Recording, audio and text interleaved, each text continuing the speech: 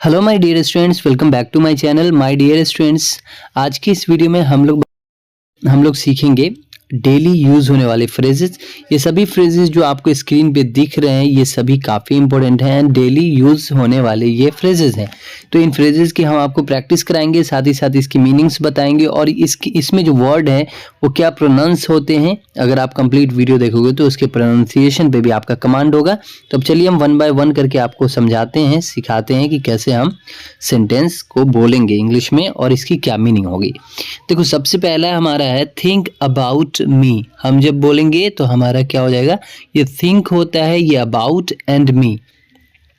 देखो, think about me का मतलब होता है मेरे बारे में सोचो। ओके, तो यहाँ पे जो अबाउट है इसका मतलब होता है बारे में, मी मतलब मेरे या मुझे होता है और थिंक मतलब सोचना होता है। ये पहला हम आपको ये पहला जो ये फ्रेज है इसमें कुछ चीज़ें छिपी है। अगर आप ये समझ जाओगे डेफिनेटली खुद से आप ढेर सारे फ्रेजेस बनाओगे।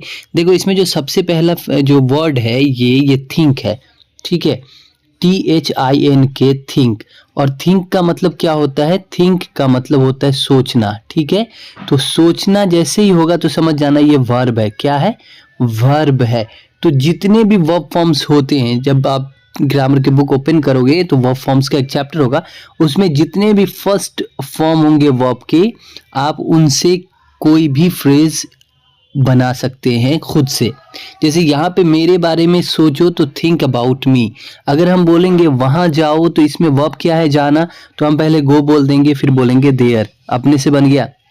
अगर आपको बोलना है, कुछ भी आप बोलना चाह रहे हो, तो आप सबसे पहले वर्ब को सोचो कि काम क्या है सेंटेंस के अंदर। जैसे अगर आपको बोलना है यहाँ पर लिखो, तो इसके अंदर ये जो सेंटेंस आपने बोला है तो इसमें वर्ब क्या है, लिखना। ठीक है, अगर हम लिखना, ठीक है, तो लिखना का इंग्लिश क्या होता है, राइट। ठीक है, तो अगर हमको बोलना है कि यहाँ पर लिखो या इस पेपर पर लिखो, तो हम क्या बोलेंगे, राइट ऑन दिस पेपर। पहले ये वर्ब आ जाएगा एंड देन आप अकॉर्डिंग टू सेंटेंस जो वर्ड है वो यूज कर लोगे। सिंपली आपका जो है फ्रेज खुद से बन जाएगा। ढेर सारे फ्रेजेस आप वर्ब का यूज करके बना लोगे। ओके, नेक्स्ट देखो, अब यहाँ पे आपको समझ में भी आने लगा। जैसे उसे बुलाओ, तो इसमें उसे है और बुलाना है, तो बुलाना वर्ब होता है, तो इसको हम पहले रखेंगे। तो बुलाना का इंग्लिश क्या होता है, हमेशा वर्ब का फर्स्ट फॉर्म रखना है जो भी वर्ब होगा। ठीक है, तो बुलाना का इंग्लिश क्या होता है, कॉल। कॉल जो कि वर्ब का फर्स्ट फॉर्म होता है। तो भी यहाँ पे फ्रेज क्या है हमारा कि उसे बुलाओ, तो हम क्या बोलेंगे, कॉल हिम। हिम मतलब उसे, लड़का है इसलिए यहाँ पे हिम यूज हुआ है। अगर लड़की होती तो यहाँ पे क्या होता है, यूज हर यूज होता है। ओके, चलिए नेक्स्ट हम देखेंगे यहाँ पे और कौन। ऐसे ढेर सारे आपको वर्ड मिलेंगे, जैसे और कौन, और कैसा, और क्यों, और कब।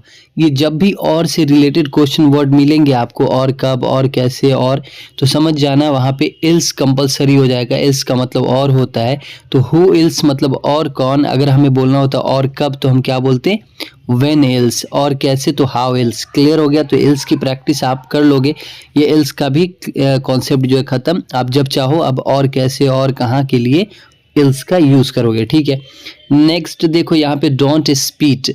ठीक है, डोंट स्पीट। डोंट स्पीट का मतलब होता है थूक मत फेंको। ठीक है, अगर हम बोलेंगे यहाँ पर थूक मत फेंको तो हम क्या बोलेंगे, डोंट स्पीट हियर। क्लियर।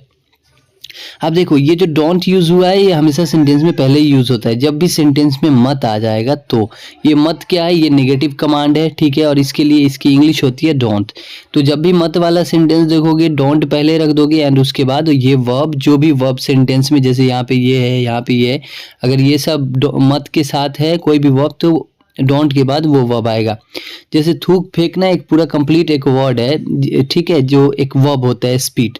तो यहाँ पे क्या है, थूक मत फेंको, तो हम क्या बोलेंगे, डोंट स्पीट। अगर हमें इस सेंटेंस को नेगेटिव बनाना हो, फर्स्ट वाला मेरे बारे में मत सोचो, तो हम क्या बोलेंगे, इस थिंक से पहले डोंट लगा देंगे। डोंट थिंक, थिंक वर्ब है जो कि डोंट के बाद आएगा, तो ये हो जाएगा don't think about me. Clear हो गया डोंट का भी कॉन्सेप्ट, कि डोंट हमेशा पहले आएगा जब भी मत के सेंस में रहेगा, जो कि नेगेटिव कमांड होता है।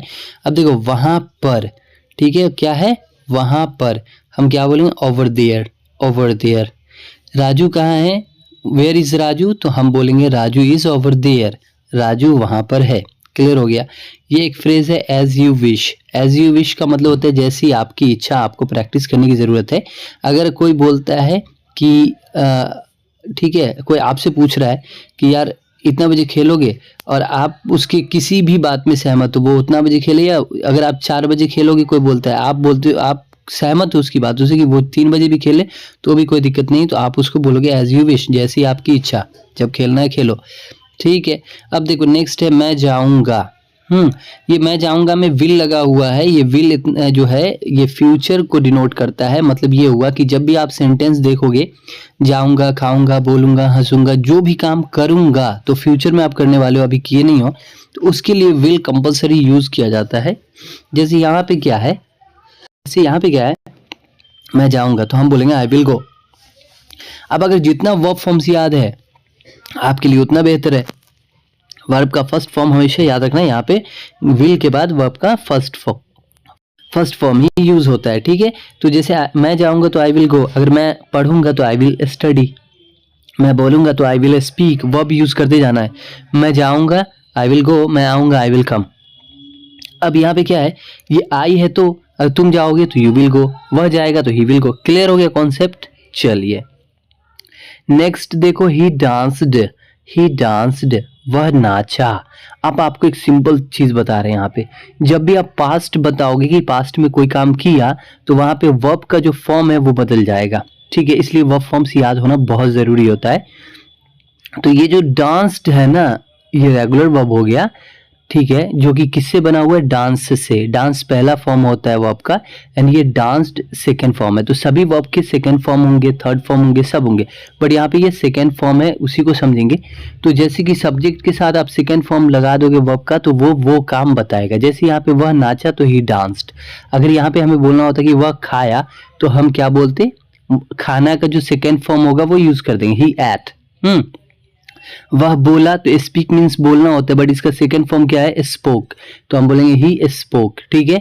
वह आया, तो आना का सेकंड फॉर्म क्या होता है, केम होता है, तो हम बोल देंगे ही केम। यहाँ पे चेंज करते चले जाएंगे, हमारा सेंटेंस बनता चला जाएगा। ओके।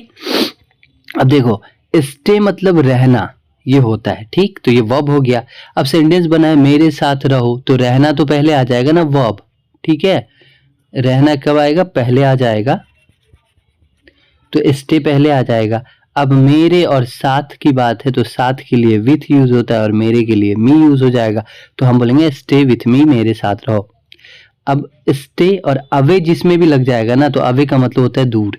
स्टे अवे मतलब दूर रहो। अगर हम किसी को बोलते हैं स्टे अवे ऑफ मी, मुझसे दूर रहो। ठीक है, तो स्टे अवे का मतलब हो जाएगा दूर रहो।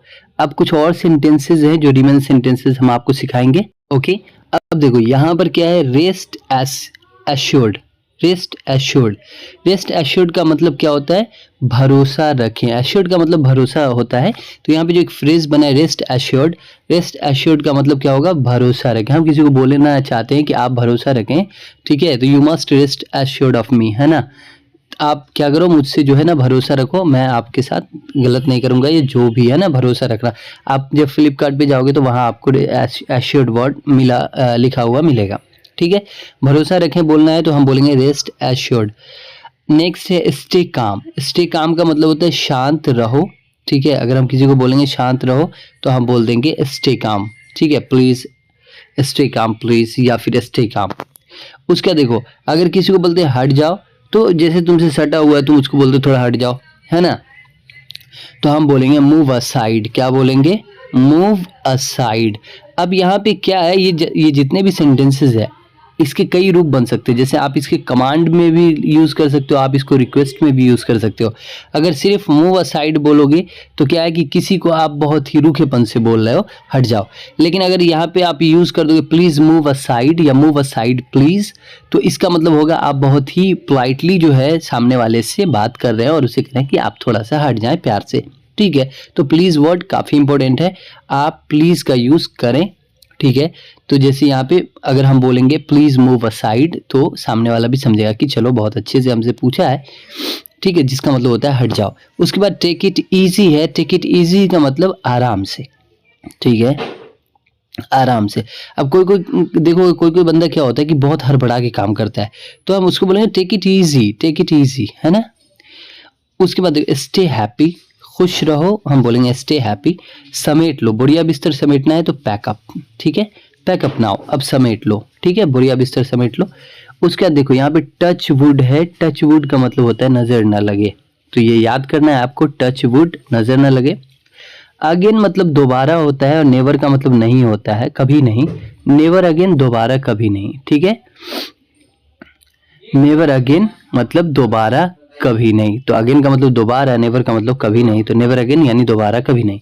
सी यू अगेन, तो सी यू का मतलब होता है मिलना, ठीक है। अब आगे आप जैसे जो वर्ड लगाओगे वो मतलब, सी यू अगेन, अगेन का मतलब दोबारा, तो हम बोलेंगे दोबारा मिलेंगे। सी यू तो सिर्फ मिलेंगे, है ना। सी यू आफ्टर सम टाइम, कुछ दिन बाद मिलेंगे आपसे, तो यहाँ पे सी यू अगेन का मतलब हो जाएगा दोबारा मिलेंगे, ठीक है। सी यू का मतलब होता है मिलना। ये है टू गुड, टू गुड का मतलब होता है बहुत अच्छा, ठीक है। तो ये जो टू है एडवर्ब है, जब भी किसी चीज के साथ लगेगा, किसी भी एडजेक्टिव के साथ, तो वो उसको बताएगा बहुत ज्यादा। जैसे टू ब्यूटीफुल, तो बहुत खूबसूरत। क्लियर हो गया। देखिए आज के लिए बस इतना ही रखते हैं। आपसे ये छोटा सा रिक्वेस्ट है हमारा कि हम आपके लिए ग्रामेटिकल पोर्शंस लाएंगे, स्ट्रक्चर्स, चाहे वो फ्रेज हो, फ्रेजल वर्ब्स हो, इडियम्स हो, प्रोवर्ब्स हो, जो भी चीज़ें हैं इंग्लिश एंड ग्रामर की, फॉर स्पोकन और फॉर ग्रामर, हम आपके लिए सारे इंपॉर्टेंट पॉइंट लाएंगे और बहुत ही आम भाषा में आपको सिखाने की कोशिश करेंगे। तो आपसे छोटा सा रिक्वेस्ट है कि अगर आप नए हैं तो हमारे चैनल को सब्सक्राइब ज़रूर कीजिए, बेल आइकन को दबा दीजिए, ताकि जब भी मैं वीडियो डालूं उसके नोटिफिकेशन आप तक पहुंचे, और साथ ही साथ शेयर ज़रूर कीजिएगा। मिलते हैं नेक्स्ट वीडियो में, तब तक के लिए बाय।